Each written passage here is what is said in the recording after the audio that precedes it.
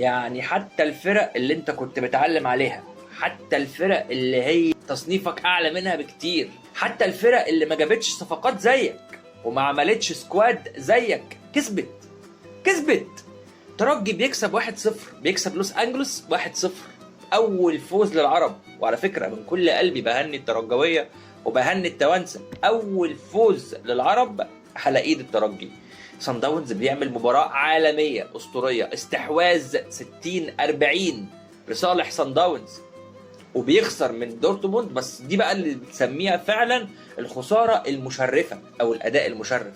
خسر 4-3 بعد اداء اسطوري كان ممكن يكسب لولا الاخطاء الدفاعيه الساذجه اللي عملوها. كل الفرق بتحرز اهداف، كل الفرق بتكسب، كل الفرق بتلعب، الا فريق واحد بس هو النادي الاهلي. هو اللي رافض ان هو يكسب، هو اللي رافض ان هو حتى يحرز اهداف او يفرح جمهوره بهدف. انت متخيل بعد كميه الاحلام والطموحات العاليه قوي اللي احنا كنا حاطينها على النادي الاهلي، بدات الطموحات تنزل لحد ما بقى طموحنا بس ان احنا نحرز هدف واحد في البطوله، ونشوف لاعب في النادي الاهلي بيحتفل بعد الهدف.